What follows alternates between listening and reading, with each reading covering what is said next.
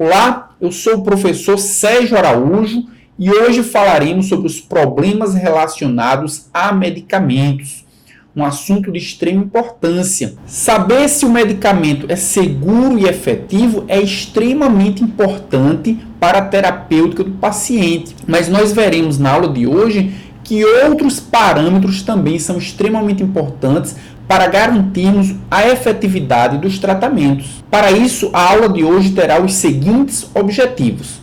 Primeiro, é apresentar o conceito de problemas relacionados a medicamentos, PRM. O segundo objetivo é conhecer a classificação dos PRMs. O terceiro objetivo é aplicar o conhecimento dos PRMs em situações reais. E o quarto objetivo é entender o uso dos parâmetros de monitorização na farmacoterapia. Então vamos iniciar com o conceito de problema relacionado a medicamento. Então é qualquer evento indesejável experimentado pelo paciente, mas isso parece muito com reação adversa que nós já vimos em aulas anteriores e de fato parece porque um dos problemas relacionados a medicamento são as reações adversas, mas elas não são os únicos problemas. Esses eventos indesejáveis, eles podem estar envolvidos ou suspeitos de estar envolvidos à farmacoterapia e eles vão interferir de fato ou potencialmente com o resultado desejado para o paciente. Então pode ser, por exemplo, uma indicação inadequada. Então é fácil da gente identificar um problema relacionado ao medicamento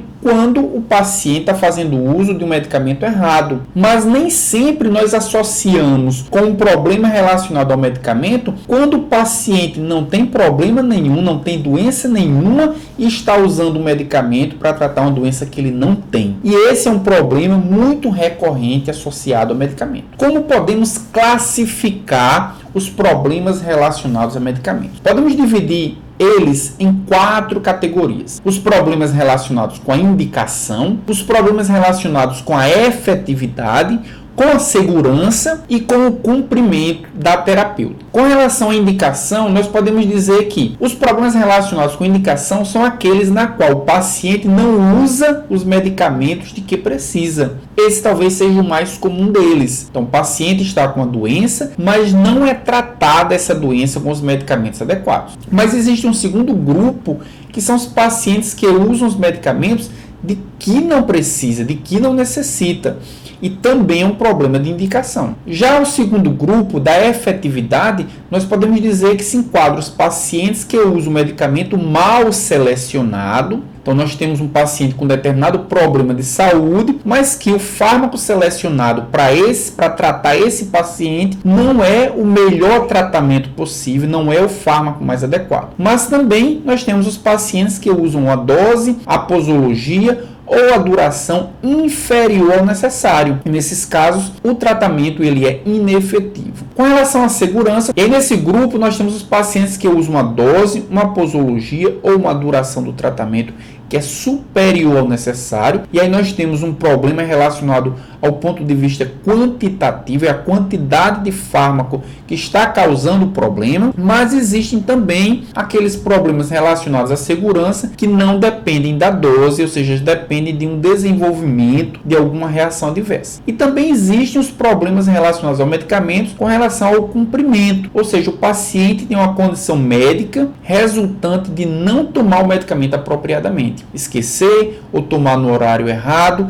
Dessa forma, o problema ele pode ser relacionado à falta de adesão. Para os problemas relacionados ao medicamento do grupo indicação, faz-se necessário fazer uma pergunta: esse tratamento, esse medicamento, ele é necessário? E aí nós temos duas respostas. O problema de saúde ele não está tratado, ou seja, o paciente sofre de um problema de saúde associado por não receber os medicamentos de que necessita. Ele tem um problema, mas esse problema ele não é tratado. E a segunda resposta possível é que os efeitos dos medicamentos eles são desnecessários, ou seja, o paciente sofre de um problema de saúde associado por receber os medicamentos de que não necessita. Então são duas possibilidades, se eles são necessários ou não. Ou o paciente precisa e não recebe, ou ele não precisa e recebe. Então são dois problemas relacionados ao medicamento do grupo é necessário ou do grupo é indicado. O segundo grupo de problemas relacionados ao medicamento é o grupo efetividade. E aí nós temos duas respostas. A inefetividade é não quantitativa, e quando a gente fala de não quantitativa, a gente não está falando de dosagem, ou seja, não se relaciona à dose, mas se relaciona a alguma característica que o paciente tem que vai promover uma inefetividade do tratamento, mas não porque a dose é equivocada. A dose é correta, mas o paciente não consegue o resultado pretendido, o objetivo terapêutico. E aí isso pode acontecer, por exemplo, quando o paciente apresenta um maior metabolismo individual. Esse maior metabolismo vai resultar em uma diminuição na concentração do fármaco que de fato vai agir, vai promover o efeito farmacológico. Uma outra resposta é inefetividade quantitativa. E aí quando a gente fala de inefetividade quantitativa, agora sim estamos falando de uma diminuição da dose.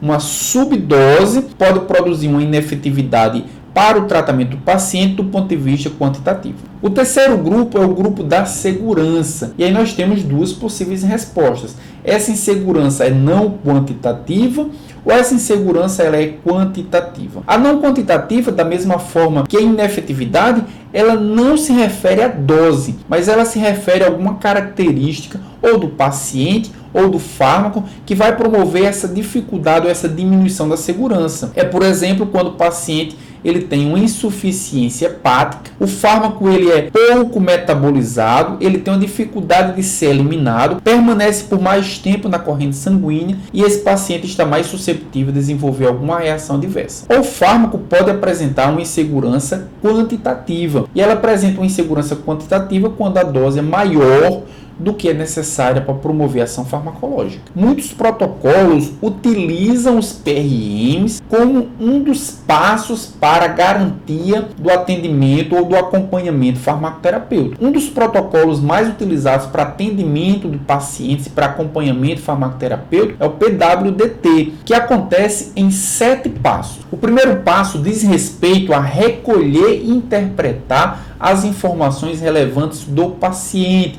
Informações como, por exemplo, se ele apresenta alguma comorbidade, se ele está fazendo outros tratamentos além do tratamento atual. O segundo passo é identificar os PRMs que estão atualmente em curso com aquele paciente. O terceiro passo é descobrir as metas terapêuticas que são desejadas. Posteriormente, vai selecionar e individualizar o regime terapêutico mais apropriado. Depois, implementar as decisões sobre o uso dos medicamentos. O sexto passo é desenhar um plano de seguimento para alcançar as metas terapêuticas desejadas. E o sétimo e último passo é descobrir as alternativas terapêuticas factíveis. O protocolo PWDT é um protocolo de seguimento farmacoterapêutico, de atendimento aos pacientes, de acompanhamento dos tratamentos dos pacientes e possui, dentre os seus passos, a identificação dos PRMs. Então, nós podemos seguir o seguinte algoritmo. Primeira pergunta a se fazer durante um acompanhamento farmacoterapêutico é: o medicamento ele é necessário? Se a resposta for sim, é necessário, a gente parte para uma segunda pergunta. É necessário, mas o paciente utiliza o medicamento? Então nós temos aí duas colunas. Uma coluna que você vai responder sim, é necessário. Se for necessário, sim, utiliza e assim por diante. Mas se a resposta do é necessário for não, o tratamento ele é inefetivo, porque não é necessário, e pode ser inseguro. Mas se o tratamento for necessário e ao perguntar se o paciente utiliza, a resposta for não, não utiliza, nós temos um problema de doença não tratada. Então vejam que, seguindo o algoritmo, a gente pode de fato escolher o medicamento mais apropriado. Então, se as respostas é necessário for negativa ou se utiliza também for negativa, nós estamos diante de um PRM associado à necessidade. Você está gostando da aula até aqui? Você acha que o conteúdo que você está vendo é relevante? Então assine o canal, compartilhe com outras pessoas esse conteúdo, esse vídeo, e também não deixe de marcar o sininho, pois ele vai te notificar quando tiver novos vídeos. Aqui na tela está aparecendo algumas das minhas redes sociais. Se vocês quiserem me seguir, lá podemos trocar uma ideia e continuar a discussão que iniciamos aqui nessa videoaula. Então, nós seguimos aí com o algoritmo. Esses medicamentos que nós vimos na história 3 e na história 4, eles são necessários? Sim, são necessários. Os pacientes estão utilizando? Sim, estão utilizando. Ele está sendo efetivo? Não, nenhum dos dois está sendo efetivo. Então, se não está sendo efetivo, a pergunta é: essa inefetividade é relacionada com a dose? Se a inefetividade não for relacionada com a dose, como é o caso 3, como é a história do caso 3, pode ser uma escolha inadequada. Pode ser que o propranolol, por exemplo, ele seja o antihipertensivo inadequado para aquele paciente. Já se a inefetividade estiver relacionada com a dose, como é o caso 4, como é a história do caso 4, onde o paciente está esquecendo de tomar o medicamento na dose correta, o problema pode ser uma subdosagem terapêutica, e isso é a razão da inefetividade.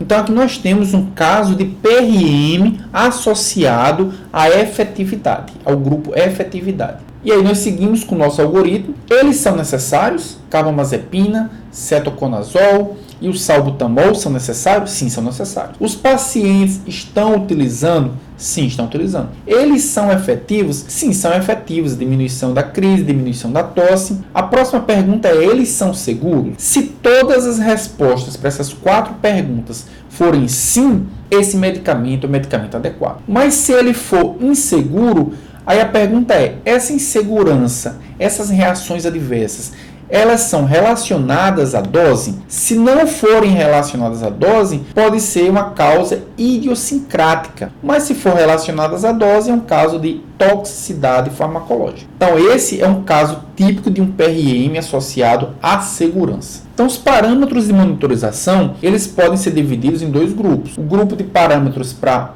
garantir ou para medir a efetividade e o grupo de parâmetros para medir a segurança. Então, a pergunta é: como medir se o medicamento consegue reverter o quadro da doença? Quais são os indicadores que mostram que o medicamento de fato está conseguindo reverter a condição de doença do paciente? Então, nós temos aqui, por exemplo, sinais e sintomas, exames laboratoriais, exames de imagens. Tudo isso pode mostrar que o tratamento está sendo efetivo. E a segurança, como medir se o medicamento está ou não sendo seguro? Por exemplo, nos casos que nós vimos: hipertensão, diabetes, epilepsia e na anemia ferropriva. Como podemos saber ou medir se aquele medicamento ele está sendo inseguro ou não? É isso que veremos nas respostas ao final dessa videoaula.